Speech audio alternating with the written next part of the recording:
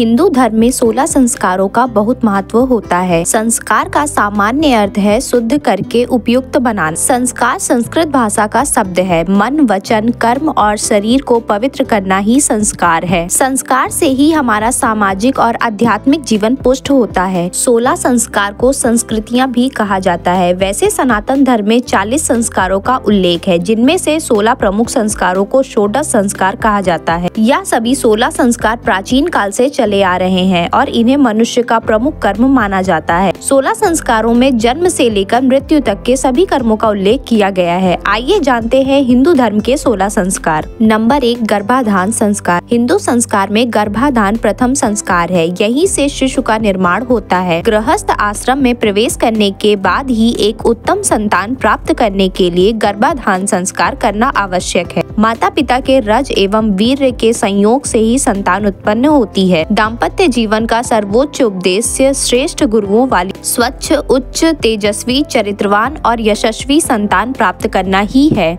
Number 2, पुंसवन संस्कार। यह संस्कार गर्भाधारण के तीसरे माह में किया जाता है। इस माह में शिशु का लिंग निर्धारण होता है। यह संस्कार करने से शिशु का विकास सही से होता है। शिशु पर माता पिता के मन व स्वभाव का गहरा प्रभाव पड़ता है, जिससे माता को शिशु की भली प्रकार देखभाल करनी चाहिए। धर्म ग्रंथ में पुंसवन संस्कार करने के 2 प्रमुख उद्देश्य हैं। पहला उद्देश्य पुत्र प्राप्ति और दूसरा उद्देश्य स्वस्थ, सुंदर, गुणवान शिशु का है। नंबर 3, सीमंतोन्नयन संस्कार। यह तीसरा संस्कार है। यह संस्कार छठे माह में किया जाता है। इस संस्कार के द्वारा गर्भवती महिलाओं को मानसिक मजबूती प्रदान की जाती है। इस समय स्त्री को सकारात्मक विचार रखने चाहिए, क्योंकि इस समय बच्चों का विकास हो रहा होता है। छठे महीने से 8वें महीने तक स्त्री को बहुत देखभाल करनी चाहिए, क्योंकि इसी मध्यांतर में गर्भपात की संभावना ज्यादा रहती है। नंबर 4, जात कर्म संस्कार। जात कर्म संस्कार हिंदू धर्म में चौथा संस्कार है। जात कर्म संस्कार शिशु के जन्म के दौरान किया जाता है। जात कर्म संस्कार में वैदिक मंत्रों द्वारा संतान के दीर्घजीवी और मेधावी होने की मंगल कामना की जाती है। इस संस्कार से शिशु को कई दोषों से मुक्ति मिलती है। इस संस्कार में बच्चे को स्नान कराना और मधु और घी चटाना शामिल है। इससे माता के गर्भ में जो दोष रहता है वह भी दूर हो जाता है। 5वां, नामकरण संस्कार। नामकरण संस्कार 5वां संस्कार है। सनातन हिंदू धर्म के अनुसार शिशु के जन्म के 10वें दिन उसका नामकरण संस्कार करवा लेना चाहिए। शुभ दिन और मुहूर्त के साथ राशि के अनुसार शिशु का नाम रखे जाने की खास अहमियत है। मनुष्य की योनि में जन्म लेना सौभाग्य की बात है और नामकरण वाली जगह पर सबसे पहले अभिषेक किया जाता है। ऐसा माना जाता है शिशु में पूर्व जन्म के कुछ प्रभाव रह जाता है। अभिषेक करने से उन प्रभावों से मुक्ति मिलती है। इसके साथ गंगा जल हाथ में लेकर नामकरण संस्कार किया जाता है।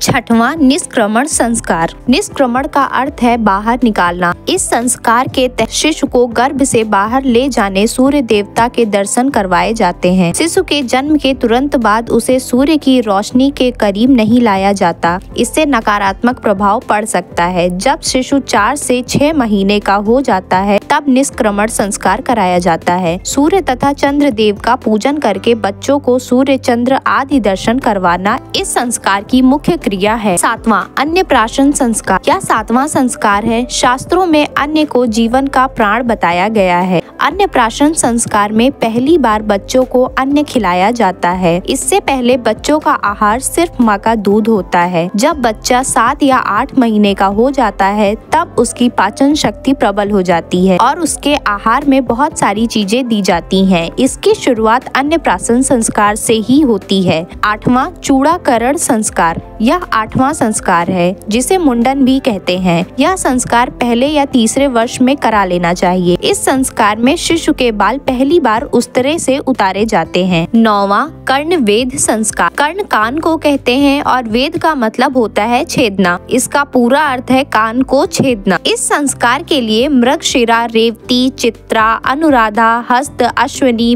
पुण्य, अभिजीत, श्रावण, घनिष्ठा, पुनर्वसु शुभ माने जाते हैं। इस नक्षत्र में आप ये संस्कार कर सकते हैं। इसे शिशु के जन्म के 6, 7, 8, 10, 12 या 16वें दिन करवाना चाहिए। यह संस्कार राहु केतु के दोषों को खत्म करने में भी सहायक होते हैं। नंबर 10 यज्ञोपवीत। यज्ञोपवीत संस्कार को उपनयन या जनेऊ संस्कार भी कहते हैं। प्रत्येक हिंदू को ये संस्कार करना चाहिए। गुरु के पास ले जाने का अर्थ ही उपनयन संस्कार कहलाता है। जनेऊ में 3 सूत्र होते हैं, ये त्रिदेव के प्रतीक हैं। इस संस्कार के शिशु को बल, ऊर्जा, तेज प्राप्त होता है। 11 वेदारंभ संस्कार। यह संस्कार ज्ञानापर्जम से संबंधित है। शास्त्रों में ज्ञान को सर्वोपरि माना गया है। प्राचीन काल में यह संस्कार व्यक्ति के जीवन में विशेष महत्व रखता था। यज्ञोपवीत संस्कार के बाद बालकों को वेदों के ज्ञान के लिए योग्य आचार्य के पास गुरुकुल में भेजा जाता था और उसी प्रक्रिया को वेदारंभ संस्कार कहा जाता है। केशांत संस्कार। केशांत का अर्थ है बालों का अंत करना। विद्या अध्ययन से पूर्व केशांत संस्कार किया जाता है। शिक्षा प्राप्ति से पहले शुद्धि आवश्यक है। इसे करने के लिए शास्त्रों में उत्तरायण का समय बताया गया है। 13 समावर्तन संस्कार। समावर्तन संस्कार का अर्थ है फिर से लौटना। गुरुकुल से शिक्षा प्राप्त करने के बाद व्यक्ति को समाज में लाने के लिए यह किया जाता है। ब्रह्मचारी व्यक्ति को मनोवैज्ञानिक रूप से समाज के लिए तैयार करना। 14 विवाह संस्कार। उचित उम्र में विवाह करना भी आवश्यक है। विवाह संस्कार सर्वाधिक महत्वपूर्ण संस्कार माना जाता है और इसके अंतर्गत वर और वधू दोनों साथ रहकर धर्म के पालन का संकल्प लेते हैं, आपस में विवाह करते हैं। इस संस्कार से व्यक्ति पितृ ऋण से भी मुक्त हो जाता है। 15 वानप्रस्थ संस्कार।